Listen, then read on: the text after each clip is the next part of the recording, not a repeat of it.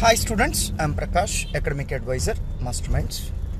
So let me share one experience with you. నిన్న మా దగ్గర CA inter revision exams study అవర్స్లో చదువుతున్నటువంటి ఒక 5 స్టూడెంట్స్ని నేను ఫీడ్బ్యాక్ కోసం పిలిచానండి. అసలు ఎలా జరుగుతున్నాయి ఏంటి తెలుసుకుందామని చెప్పి పిలిచాను. సో దాంట్లో భాగంగా ఒక 5 స్టూడెంట్స్ నన్ను కలవడం జరిగింది. ఆ 5 స్టూడెంట్స్తో ఇంటరాక్ట్ అయ్యి సో మేము ఆఫర్ చేస్తున్నటువంటి study hours and revision exams అనే సర్వీస్ గురించి ఫీడ్బ్యాక్ తీసుకున్నాను.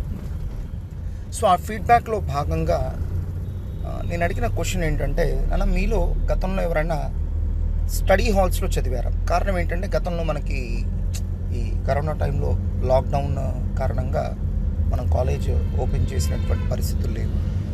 కాబట్టి మీరు గతంలో ఈ స్టడీ హాల్స్లో ఎవరైనా చదివారని అడిగినప్పుడు అవుట్ ఆఫ్ దిస్ 5 స్టూడెంట్స్ ఒక 3 స్టూడెంట్స్ ఎస్ సార్ మేము గతంలో స్టడీ హాల్లో చదువుకున్నాం అని చెప్పడం జరిగింది.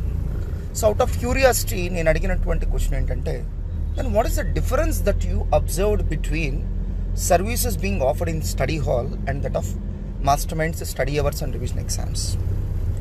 దానికి వాళ్ళు చాలా మంచి అబ్జర్వేషన్స్ చెప్పారు.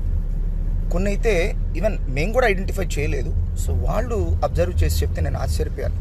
అంటే స్టూడెంట్స్ ఇంత కీన్గా అబ్జర్వ్ చేస్తారా, ఇంత మైన్యూట్ ఆస్పెక్ట్స్ కూడా గమనిస్తారా అని చెప్పి నాకు ఆశ్చర్యం కలిగింది. వాళ్ళు చెప్పినటువంటి ఫస్ట్ డిఫరెన్స్ ఏంటంటే షెడ్యూల్ సార్. ఒక షెడ్యూల్ అంటూ ఉండి ఈ వీక్ ఇంత సిలబస్ చదవాలి అనే టార్గెట్ కనుక లేకపోతే మేమేం చేస్తున్నామంటే ఒక చాప్టర్ తీసుకొని 2 రోజులు 3 రోజులు చదవడం, సో పర్ఫెక్షన్ రావాలి అనే ప్రయత్నంతో చాలా ఎక్కువ గంటలు దానికి కేటాయించడం. సో అలా చేస్తే ఆ ఒక్క చాప్టర్లో మాకు ఎక్సలెన్స్ వస్తుంది, బట్ వేరే చాప్టర్స్ చదివే టైం కూడా దీనికే పోతుంది కదా. ఆబ్వియస్గా మేము సిలబస్లో కొన్ని చాప్టర్లు వదిలేయాల్సిన పరిస్థితి వస్తుంది సార్. బట్ వేరాస్ ఒక షెడ్యూల్ ఉంటే ఏమవుతుందంటే ఒక చాప్టర్కి ఇవ్వాల్సిన టైం ఇంకో దానికి ఇవ్వకుండా ఆ షెడ్యూల్కి మేము స్టిక్ ఆన్ అవుతాం, ఆ షెడ్యూల్కి కన్ఫైన్ అవుతాం. ఆ షెడ్యూల్ వరకు చక్కగా కనుక ప్రిపేర్ అయితే ఇక ప్రాబ్లం లేదు. సో అది మేజర్ అడ్వాంటేజ్ సార్. ఒక షెడ్యూల్ ఉండడం అనేది అన్నిటికంటే ముఖ్యంగా మేము ఫీల్ అయినటువంటి అడ్వాంటేజ్. ఆ షెడ్యూల్ ప్రకారం చదువుకుంటూ వెళ్తే ఆటోమేటిక్గా మనకి సిలబస్ కంప్లీట్ అవుతుంది అనేటువంటి ఒక కాన్ఫిడెన్స్. సెకండ్ మేజర్ అడ్వాంటేజ్ వాళ్ళు చెప్పింది ఏంటంటే ఎగ్జామినేషన్ సార్. మేము స్టడీ హాల్లో ఉన్నప్పుడు ఒక ఎగ్జామ్ కూడా రాసేవాళ్ళం కాదు సార్. సో మేము ఎలాంటి ఓవర్ కాన్ఫిడెన్స్లో ఉండేవాళ్ళం అంటే మాకు అన్నీ వచ్చు అనే ఓవర్ కాన్ఫిడెన్స్లో ఉండేవాళ్ళం. కానీ మేము పబ్లిక్ ఎగ్జామ్కి వెళ్ళిన తర్వాత రియలైజ్ అయింది ఏంటి అంటే, మనకి ఆన్సర్ తెలియడం వేరు, ఎగ్జామ్లో దాన్ని ప్రజెంట్ చేయడం వేరు. ఆన్సర్ తెలిసినంత మాత్రాన ఎగ్జామ్లో మార్కులు రావు సార్. అది మేము రియలైజ్ అయ్యాము. మాకు తెలియని క్వశ్చన్స్ అంటూ అక్కడ ఏం రాలేదు. ఎక్కడ లోపం ఉంది అంటే ఆ ప్రజెంటేషన్ మాకు తెలియట్లేదు. And that presentation comes only by practice sir. So మనం ఇక్కడ నెంబర్ ఆఫ్ ఎగ్జామ్స్ రాస్తున్నాం, ఆ రాసినప్పుడు ఆటోమేటిక్గా ఆ ప్రజెంటేషన్ మాకు తెలుస్తుంది. సో అండ్ చాలా సందర్భాల్లో మేము ఎక్స్పీరియన్స్ అయిందంటే ఏదో ఒక స్టెప్ దగ్గర మేము స్ట్రక్ అయిపోతున్నాం. అప్పుడు తెలుస్తుంది, ఓహో మనం చదివాము అయినా సరే మనకి సరైన ప్రాక్టీస్ లేకపోవడం వల్ల ఎక్కడో చోట మనకి స్ట్రక్ అయిపోతుంది. So we need to practice more అని రియలైజ్ అవుతున్నాం. సో నెక్స్ట్ ఎగ్జామ్కి దాన్ని రెక్టిఫై చేసుకుంటున్నాం. Gradually we are coming out of that problem sir అని ఒక వాళ్ళ ఎక్స్పీరియన్స్ ఒకటి షేర్ చేయడం జరిగింది.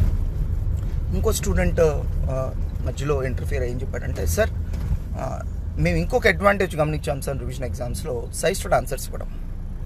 సో మీరు ఎగ్జామ్ అయిపోయిన వెంటనే సజెస్టెడ్ ఆన్సర్స్ ఇస్తున్నారు సార్.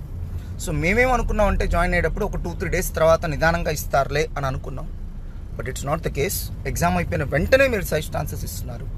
సో దాంతో మేమేం చేస్తున్నాం అంటే ఒక ½ అన్ అవర్ స్పెండ్ చేసి అసలు మనం ఎక్కడ మిస్టేక్ చేసాం అని తెలుసుకుంటున్నాం. సో మీరు వాల్యుయేషన్ చేసి ఇస్తారు సార్, బట్ అప్పటికి మాకు ఇంట్రెస్ట్ పోతుంది.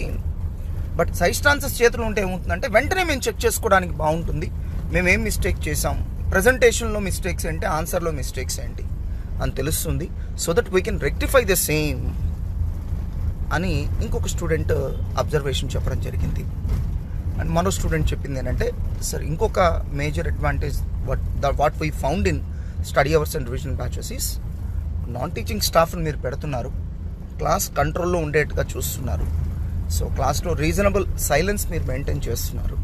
బట్ ఇలాంటి సర్వీసు మాకు స్టడీ హాల్స్లో ఎక్కడ ఉండదు సార్.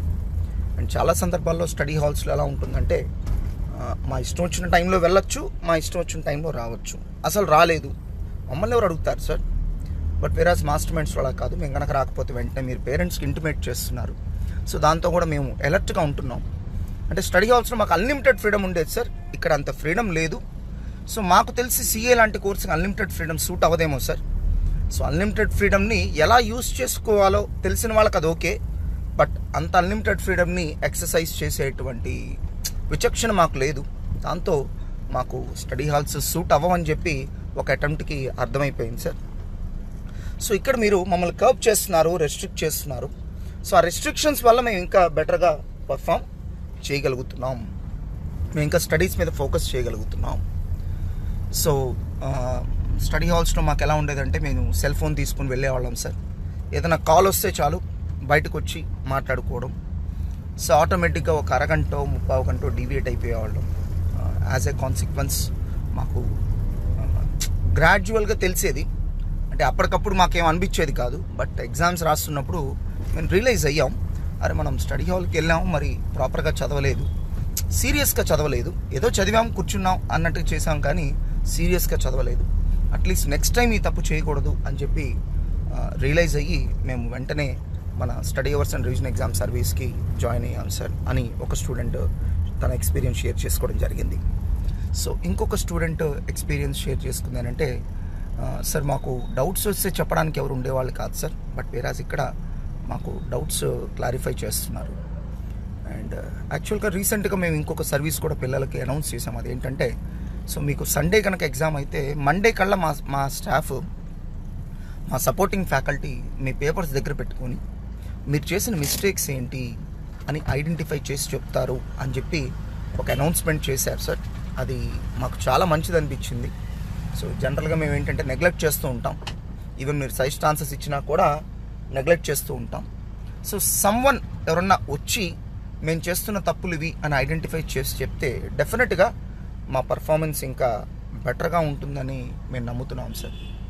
అండ్ ఇంకొక స్టూడెంట్ షేర్ చేసింది ఏంటంటే, సార్ అన్నిటికంటే ఇంపార్టెంట్ సార్, మా ఫ్రెండ్స్ చెప్పండి నేను ఒకటి ఐడెంటిఫై చేశాను సార్. మీరు మాకు చాలా మంచి మంచి వీడియోస్ కూడా ప్లే చేస్తున్నారు.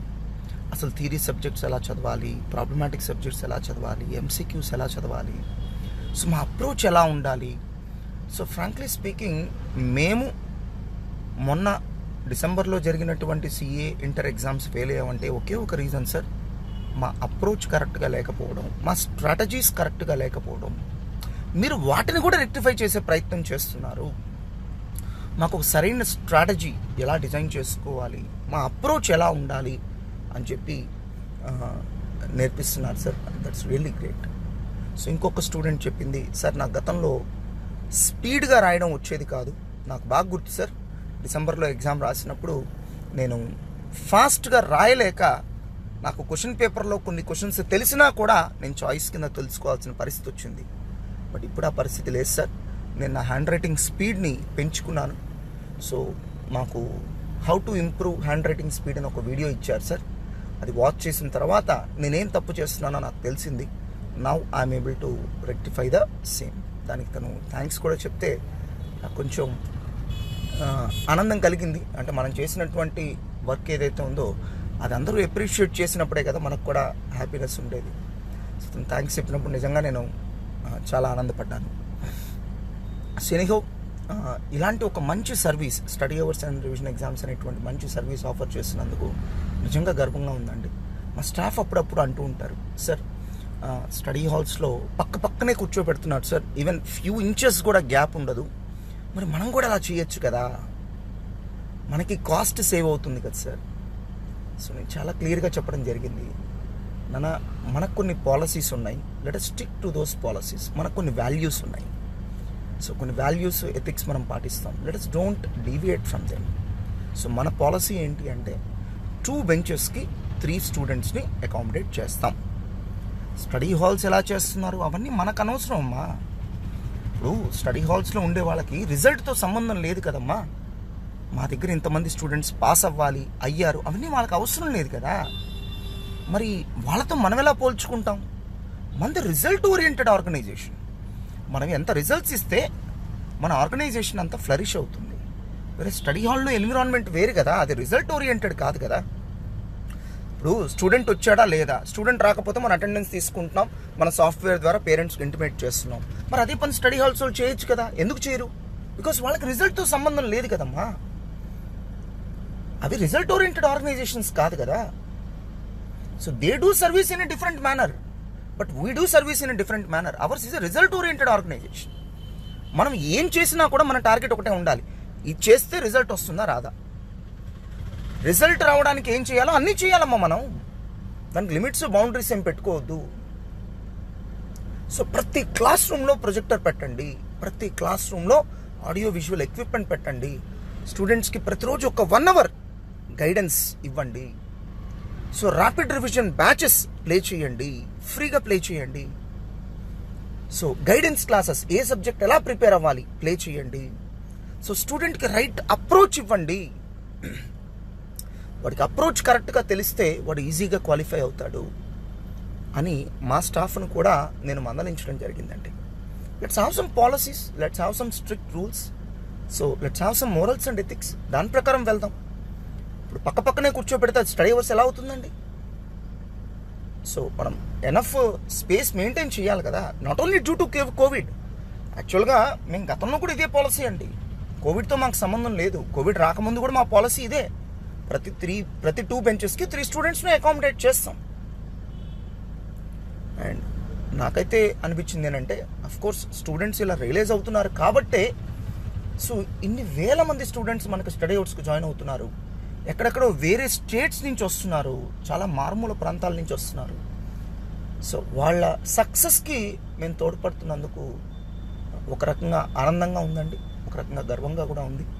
సో డెఫినెట్గా ఇలాంటి ఎన్నో మంచి సర్వీసెస్ ఇంకా మాస్టర్ మైండ్స్ నుంచి అందించాలని కోరుకుంటున్నాను. మై డియర్ స్టూడెంట్స్, ఈ వీడియో ఎవరిని ఉద్దేశించో ఎవరినో టార్గెట్ చేద్దామనో అలాంటి ఇంటెన్షన్స్ నాకు ఎప్పుడు ఉండవండి. కేవలం మా స్టూడెంట్స్ ఇచ్చినటువంటి జెన్యూన్ ఫీడ్బ్యాక్ ఏదైతే ఉందో అది మా స్టూడెంట్స్కి తెలియాలి అనే ఉద్దేశంతోనే తప్ప ఎవరిని టార్గెట్ చేయడానికి కాదు, ఎవరిని పాయింట్అవుట్ చేయడానికి కాదు. లేకపోతే అది స్టడీ హాల్స్నో లేకపోతే స్టూడెంట్స్నో, there is no such bad intention అండి. My intention is very good. I hope that students will also receive in the same manner. All the best.